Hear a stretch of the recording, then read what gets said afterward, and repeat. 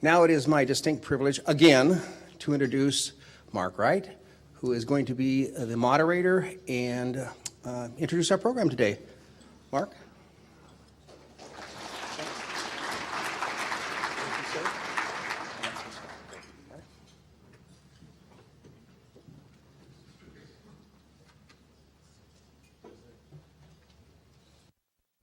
Check, check. President Tom, thank you so much, Rotarians. This is going to be a fun program today. How often do you get to just sit and chat with a guy who's been inside the White House at the highest level for a number of years? Scott McClellan, it's great to have you here. It's great to be here. Thanks, Mark. Thank you.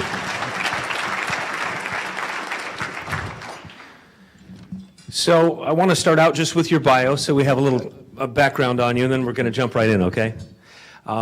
Scott McClellan has been active in the public arena throughout his career. As most of you know, from 2003 to 2006, he served as White House press secretary. He currently serves as vice president for communications at Seattle University. He's held that position since the fall of 2012. Prior to joining the leadership team at Seattle U, Scott ran his own public affairs and communications consultancy. Most of you probably know that Scott wrote a memoir, and we're going to talk about that today. The book is called What Happened Inside the Bush White House and Washington's Culture of Deception. It was a #1 New York Times bestseller. So before being named press secretary, Scott was the principal deputy White House press secretary from 2001 to 2003, and previously the traveling press secretary for the Bush-Cheney 2000 presidential campaign. Early in his career, Scott spent several years working in Texas politics as a senior aide to then Governor Bush, chief of staff to a state senator, and campaign manager for 3 successful statewide campaigns. Scott is a native of Austin, Texas. He's a graduate of the University of Texas, and he and his wife Jill live here in Seattle and have 2 young sons. So that's the nuts and bolts of who Scott McClellan is. Let's jump right in. You come from a family. I want to first of all talk about your family because you really have an interesting family in terms of your grandfather as the dean of a law school, your mother was in politics. Take us back to Austin as a kid and tell us about the key members of your family. Sure. And first of all, let me just say it is great to be here. I came here probably about just over a year ago when Father Steve, one of your members, and certainly one of only 2 presidents I've worked for, as I like to remind him, spoke. And so I love how active and engaged this Rotary is. It's great to see, and the difference makers that you have as members, and certainly the new members that have joined this Rotary as well today are making real differences more than beyond their careers as well.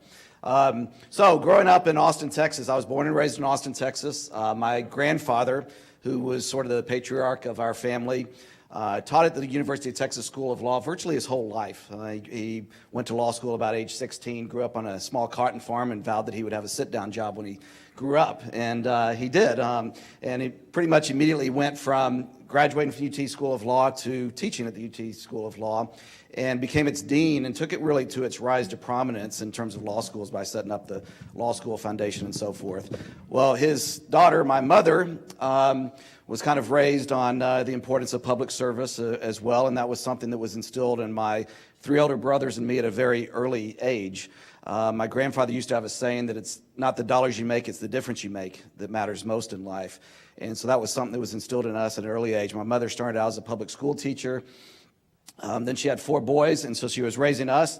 And by the time I was 4, she decided she was going to run for the Austin School Board, and this was back in the early 70s, and she won. By the time I was in 3rd grade, she was elected mayor of Austin. Interestingly enough, she served 3 terms, the only mayor to serve 3 terms to elected office as mayor, and still the only woman mayor in Austin's history to this date, which is a little bit surprising. I thought we would have had another one in Austin by now.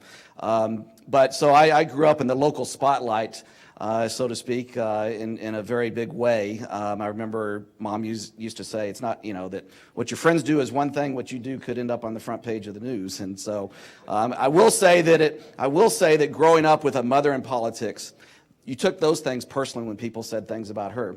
It made it very easy when I became White House press secretary to just kind of let it roll off my back, and you kind of have to be in that kind of position. You also have to keep a good sense of humor throughout it as well.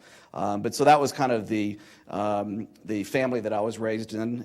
My oldest brother, we both actually happened to work together in the Bush administration. He had actually spent a year in the Clinton administration too at Treasury. He is MD, PhD. I like to say that he got the brains and I got the looks, and that's why I was on TV. But Mark was a former FDA commissioner in the Bush administration, also headed up the Center for Medicare and Medicaid Services and helped implement the prescription drug benefit when we passed that. And so we worked very closely on healthcare issues together, and that was kind of a unique experience. Not many brothers get to say that they were in the Oval Office in the Roosevelt Room together working on policy at the highest levels of government. And so he's still in D.C. these days working at the Brookings Institution and is kind of considered one of the nation's foremost healthcare policy experts. And then our twin brothers in the middle are lawyers in Austin. So a very active family, I think. So you campaigned for your mother starting at a very early age. When did you decide you wanted to go into politics, or at least be involved in campaigning and that kind of thing? I think my earliest memories, I think, were probably in about third grade when she was running for mayor the first time. And I probably shouldn't say this; she likes to say it, but I remember getting on the speakerphone in a car saying, "Go vote for my mother." But It was going out to the neighborhoods? It was going out to the neighborhoods. Yeah, it was and going walking door to door, putting up signs and so forth, and all of us certainly contributed to that. I was finishing up at the University of Texas my senior year, and it just kind of happened. I wasn't necessarily planning out a course in Texas politics at that point, but a friend of mine was working on a gubernatorial race in Texas at the time. This was back in 1989 for the 90 election cycle, and I said I'd be interested in volunteering. I have a little bit of extra time my senior year, and ended up getting a call later that day and saying, would you be interested in working part-time? And it was for the communications director on that campaign, and I said, sure. Of course, there is no part-time in a campaign, just so anybody that gets involved in a campaign know that. After we won the primary, I was tapped to work full-time for the campaign, put school on hold for a year. And then I went back, finished my last couple of courses, thought that I wanted to get out for a couple of years and then probably go back to law school, like many in our family have. But things just kind of, one thing led to another in Texas politics, and I never looked back. I never planned out that I was going to be White House press secretary someday. It just happened to work out that way. In 1998, I got a call from then Governor Bush's office out of the blue after I'd finished managing a successful race, and they said, would you be interested in coming over here? Karen Hughes, one of his longtime closest confidants, was the one who contacted me. I knew then Governor Bush. Now, I wouldn't say well, but I knew him, and I knew Karen. Went over and visited. She said, we'll probably be forming an exploratory committee soon, as everybody's doing now with the presidential races, and I'm going to be moving over to that, and I'll need someone in this office, the communications office, to be a senior advisor to the governor, and someone that has the political and communications sense to help guide him through as the national press is going to come in and look at his record very closely. And so that's kind of how it happened. Then finished the bill signing. I thought I was going to stay in the governor's office, get another call from Karen, and she said, we need you over on the campaign. And so it went from there. Wasn't there a DUI on his record, and that was a big controversy as to how do you handle that message? Yeah. Tell me about that. Well, that was, if I remember right, it was about 2 or 3 days before the election, and we were in a very tight election already. And that certainly, it's a good lesson that anything that's in your background is going to eventually come out. And I remember Karen mentioning something to me about it months before that. It was kind of vague at the time, but I didn't know a lot about it. And then it came out that he had, back in his 20s and a little bit wilder days, I guess, for the governor. It was actually with the tennis star John Newcomb at the time when that happened, and kind of ran into a ditch or something. Unfortunately, no one heard. But just 2 or 3 days before the election. And then, of course, we know what happened with the election. I think a lot of our campaign advisors felt that that's what threw the election into a recount and probably cost him the popular vote. And then we went into the 30 days of a recount in Florida. So I happened to be the traveling press secretary during the general election, so Karen and I were kind of the two spokespeople on the road. I was embedded with the press corps that followed us, and we had probably 60 or 70 at a time following us in the same plane, traveling all over the United States. It's a bit of a whirlwind. And so I remember that evening, I think we were in, if I remember correctly, I think we were in Pennsylvania at the time, just before an event. He was getting ready to go out and do another event when it became known, but certainly threw things upside down the final few days of that campaign. So you're traveling with the president when 9/11 happens. Take us back to that day. Yeah, let me pull up a slide here. If we get the first slide up there. So this is the morning of September 11th, just minutes after the president was learned of the second tower being hit in New York. And just to provide a little bit of context, of course, this is 8 months into his presidency. Now, we came into office very much focused on a domestic agenda. Certainly when you're running for president as well as when you're president, there are kind of two key things you need to do to be successful. That's outline a compelling vision and have an agenda to accomplish that vision. And then the second is to really build and maintain that trust with the electorate or with the general public. And so this day threw everything in a totally different direction. After this, we became a national security centered presidency. It was, and so just to put this in context, typically when the president travels, you have Air Force One and you have about 15 or so press that will travel in Air Force One. They make up the press pool. They have to share things back with the larger press corps. Then you also have a press charter that travels with them, and you have anywhere from probably a low of about 40 or 50 reporters, White House reporters, traveling on that to a high when he's traveling overseas of probably 100 or so traveling on a press charter. And typically the press secretary will travel aboard Air Force One, and then one of the deputy press secretaries, and I started out as the principal deputy, will travel on the press charter and be embedded with the press corps, the larger press corps. So we were out trying to get his education reforms passed, the No Child Left Behind Act that had been a big priority for the president coming into office. And so we were out kind of essentially trying to build public support for that. We had overnighted in Sarasota, Florida, which is where we were the morning of September 11th, at a resort that was actually getting ready to close down the next day. We had the whole press corps there and everybody else. So that morning, I went on the press buses with the press corps, and we got to the elementary school, Booker T. Washington Elementary School, and anywhere we go, we always have a press filing center set up, which has all the stations for everybody to file their reports, has usually one or two TVs set up that usually were tuned to CNN or some other network news, just so they could follow what was going on in the world in real time. And then we also have a broadcast area where the networks, the TV stations and the radio can go and cut and edit their reports as well. So we got to the elementary school. The president, ahead of the president arriving, their president had gone out for a run, as he often did, early that morning, and came back. And probably the motorcade was arriving about this moment. But I was in the library, the school library, so a very small room at this elementary school, sitting in the back row. There were probably about 8 or 10 rows set up for it, with a couple of White House reporters who I knew well. One was from USA Today, one was from the New York Times. And at that stage, we still had our pagers. And one of the chief jobs of one of our staff members in the press office was he was a research assistant, but his primary duty was to track breaking news. So if just before a briefing something was happening in the world that we needed to know about or we were going to be asked about, he would come get us. Or if we were on the road, he was making sure we were aware of what was going on, just in case we hadn't heard it from somewhere else first. And literally, the moment it was being reported on CNN, that I think it was 8:47 a.m. that morning, East Coast time, he paged to us, a plane has hit the World Trade Center. CNN is reporting a plane has hit the World Trade Center. And I kind of looked at it and I said, huh. And then the two reporters looked at me and they're like, what? And I was like, saying that CNN's reporting that a plane has hit the World Trade Center. And we kind of all thought to ourselves, well, was this some small plane that got off course and something tragic happened and ran into the tower? So we immediately get up from there and we go into the press filing center. So all the reporters are facing forward toward the CNN coverage. I'm standing in the back of the room, and we're everybody's kind of talking and watching, and then all of a sudden there's a second explosion. And some of us weren't looking that closely, and some were saying, oh, that was a secondary explosion from the tower that was hit. And then others said, no, that was a second plane.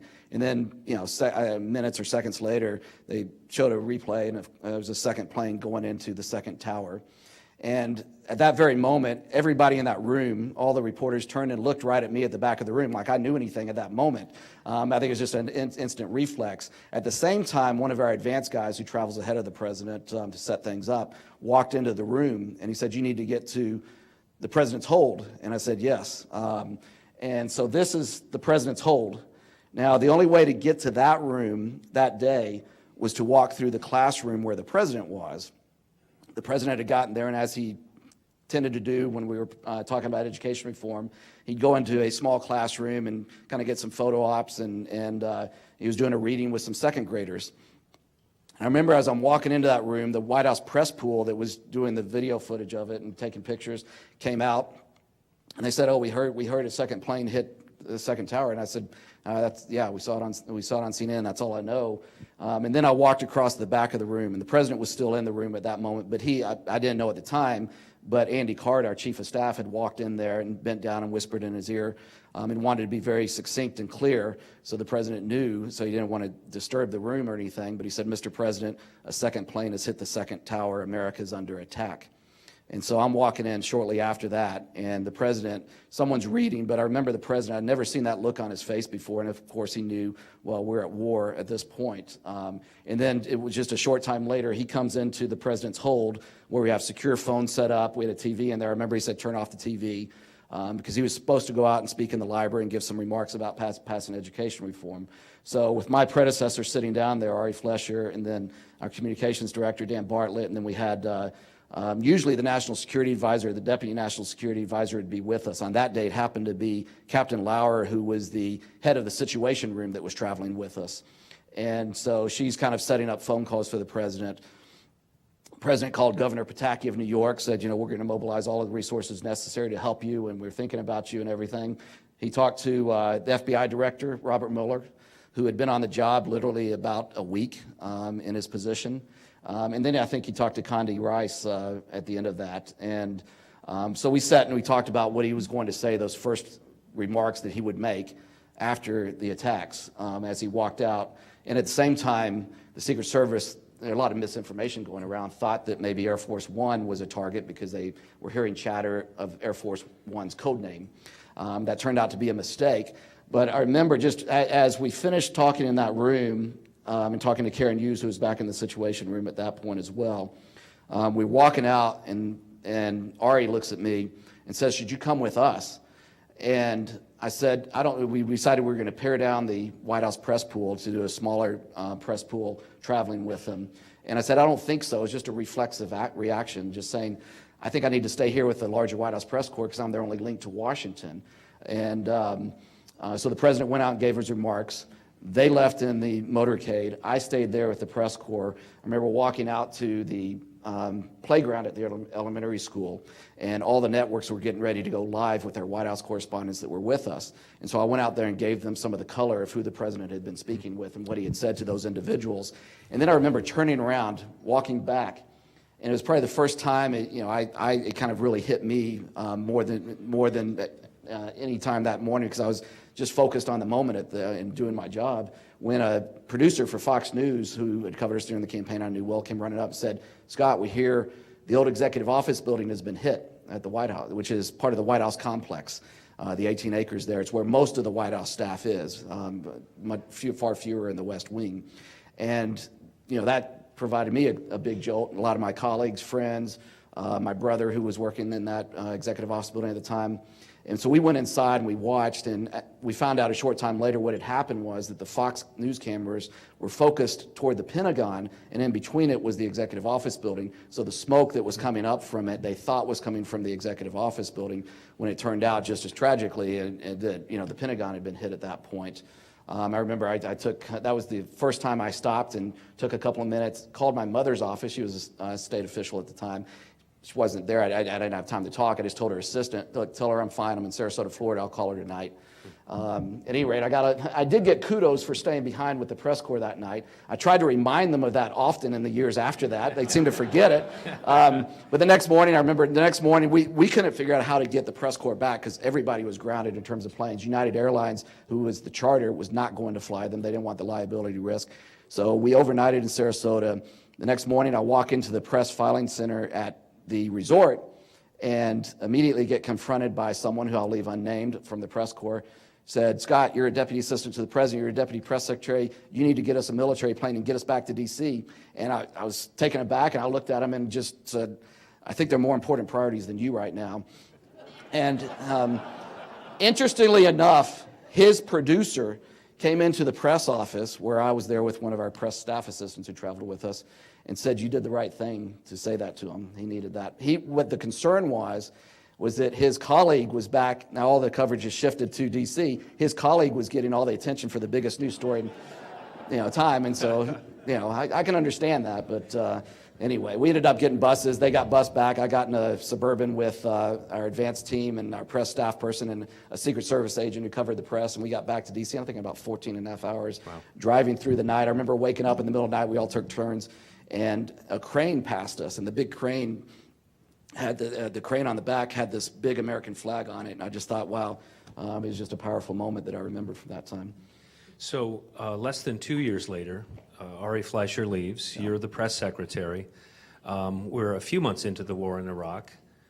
Your memoir was written because... Oh, can I tell one more story real quick from that time? Okay, make it quick because I'll make it quick. The clock is I'll make ticking. it quick. Okay, I'll This go guy quick. can talk, can't he? Yeah. One of my personal favorite moments. So my predecessor was a Yankee, but this shows you he was really sick this day because he looked at me. This is Game 3 of the World Series, the first in New York, when the president was throwing out the first pitch. So a period of real strong national unity. And so I got to go with him in my predecessor's place. And here we are under old Yankee Stadium. And we choppered in around Yankee Stadium. There's an inside look at Marine One, and all the lights were flashing from the cameras below. And then we landed next to Yankee Stadium. We go down underneath Yankee Stadium. This guy who looked like he played with Yogi Berra is probably 80 years old and bow-legged and short said, I'll catch for you, Mr. President. He warmed up. Mind you, he has to wear a bulletproof vest when he goes out into the field when he's doing that first pitch. So there I'm giving advice. Here's someone else who gave him a little bit better advice that day. So Derek Jeter comes walking into that room, and he goes, you don't mind if I play a little music while I warm up? He cranked the music. The president said no, cranked the music up, warmed up for a little bit. He comes back over to the president, and the president looks at him and says, should I stand in front of the mound or on the mound? And Jeter looked at him and said, Mr. President, this is New York. If you don't stand on the mound, they're going to let you know it. So, decision made. The easy presidential decision after that. We walk down the hallway. We cut up another hallway. I stay in the third base dugout. President walks onto the field. There's a third base coach who's dressed in a Yankee outfit. He's actually a Secret Service agent. Goes to the mound. President gives the thumbs up. I remember when we were walking, I said, just throw the heat. And he looked at me, yeah. And he goes out there, thumbs up, throws a strike right over the plate, and the whole stadium erupted into chants of USA, USA. Just a great moment, one of my personal favorite moments. So now back to the other question. That's a great moment. So your name's, yeah, that's a great story.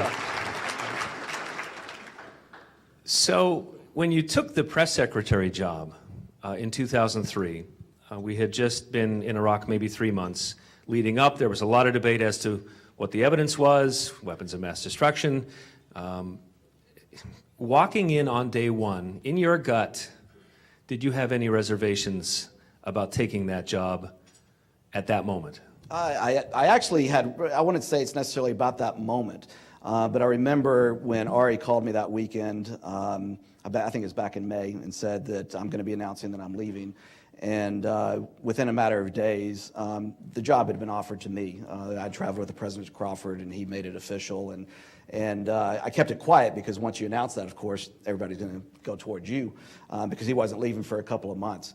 July 15th, 2003 is the first official day I took over. And so, yeah, I was coming in at I knew it, coming in at a very difficult time in the sense of we had gone into Iraq, had some initial great success there, of course, but at the same time, one of the chief rationales for the war, WMD, it was becoming clear that probably not going to find any weapons of mass destruction.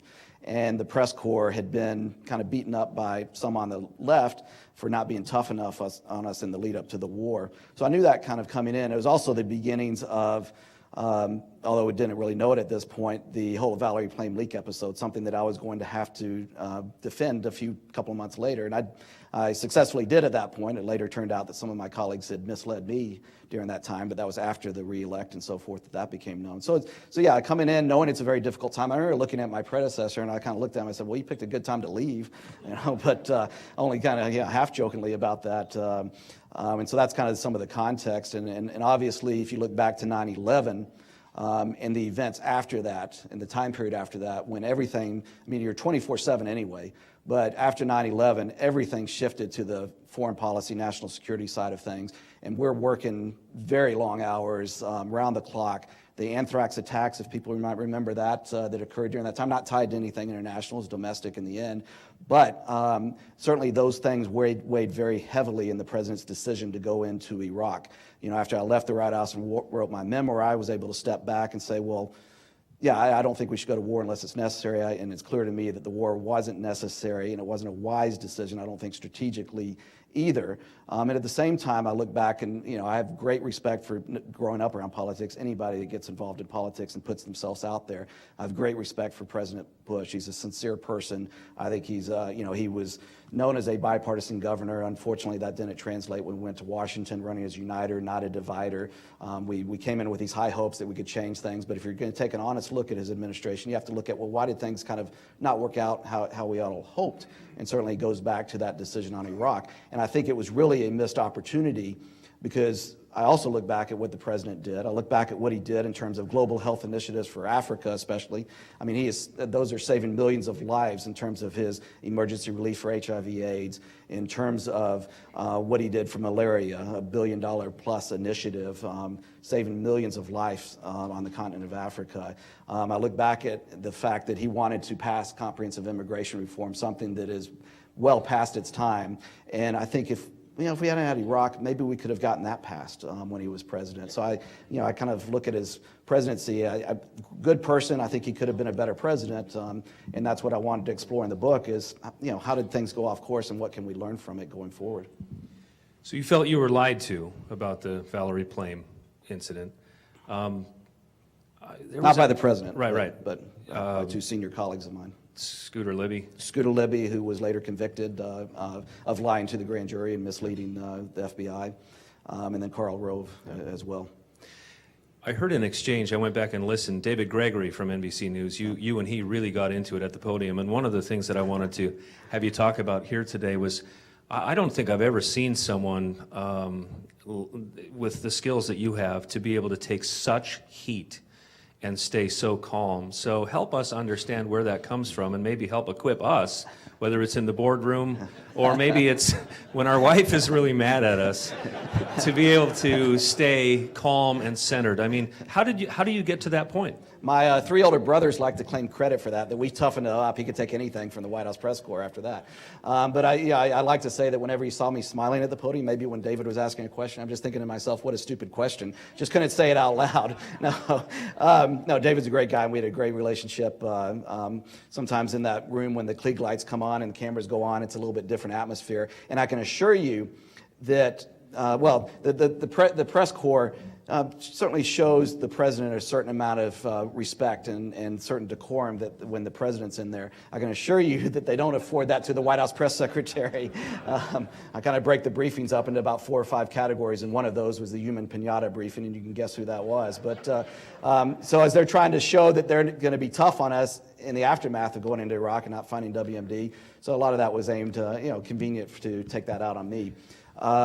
But a lot of the role of the press secretary certainly is to help the president shape that larger narrative, to advance his agenda.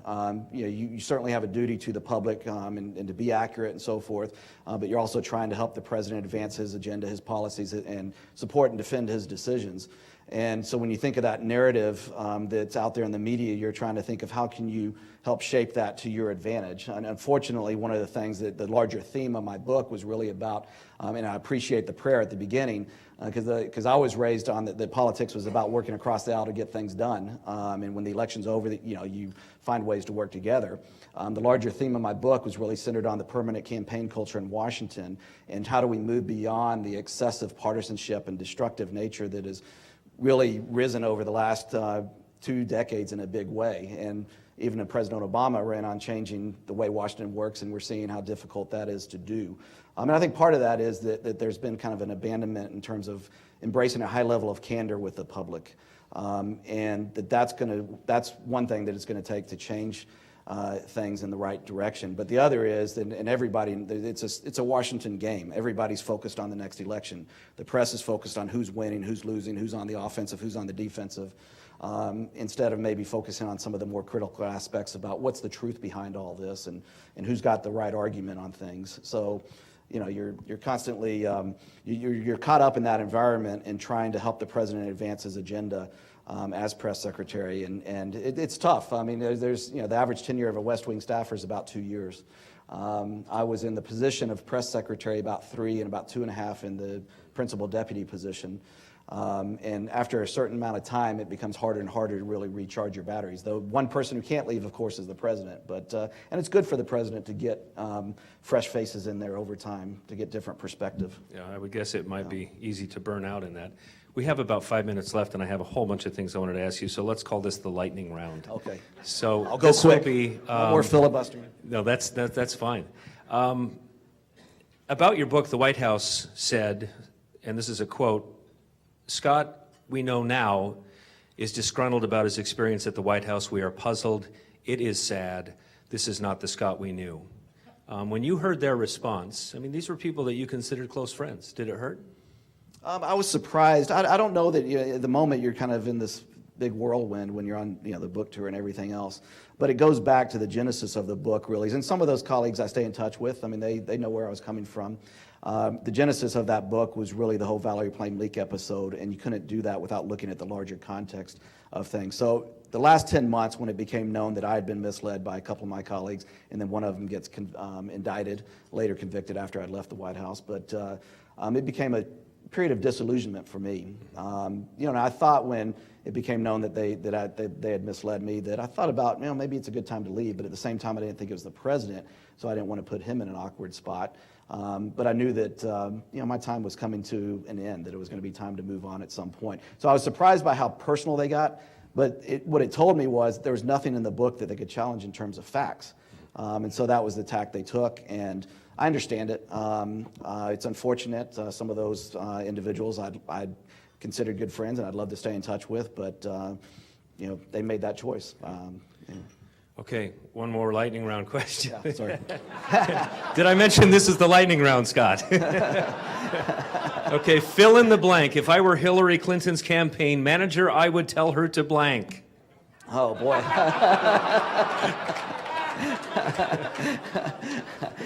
Embrace candor. I think if you look at the polls, the big question for her is the trust factor. I think people view her as a strong leader, but the big question is, do they trust her? And you've got to have trust if you're going to be president, if you're going to win the presidency. So that leads us to the email whole issue. Oh, yeah. During the Bush administration, was it commonplace for cabinet members to have private email and keep their own private servers?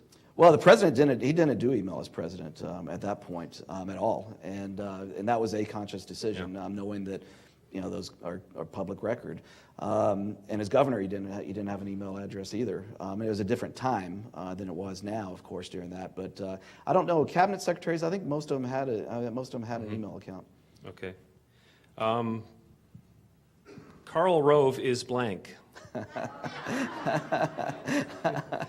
A former colleague. Wow. You're good. I don't think I could say anything that would fluster you at this point, unless we had some slides that were really incriminating. The biggest mistake I made as White House press secretary was blank. I think not trying to push for greater change. I came in at a time when I don't think the White House wanted to pursue much change in terms of the communications. And so I did some incremental things, but I would have pushed harder for some different directions on some things. Yeah. Anything? We've just got 15, 20 seconds left. You want to wrap it up? No, I'm just excited to be living in Seattle. I got to say, it's a fabulous place. I'm blessed, honored to be here, and I'm blessed to be working at Seattle University. Got to put in a quick plug for Seattle University. I know there are probably a lot of alumni out there in the audience. The one thing I've noticed since coming here is that there's still some perception of Seattle University as this small liberal arts college. It has a great education, and it still does, but it really has become this leading master's university across the country. It's number 5 in the West in terms of, in the top 5 in the West in terms of master's comprehensive universities. We got a great business school. Joe Phillips, our dean, is one of your members. Highly ranked programs in accounting and finance in the top 20 in the nation. So, Joe, you can thank me for that later. A great MBA program, number 2 in the Northwest. Let's have a big hand for Scott. Seattle Rotary Online is made possible in part by a grant from First Choice Health, working with the Washington Health Information Collaborative to use technology to bring better health care to patients throughout the Pacific Northwest. First Choice Health.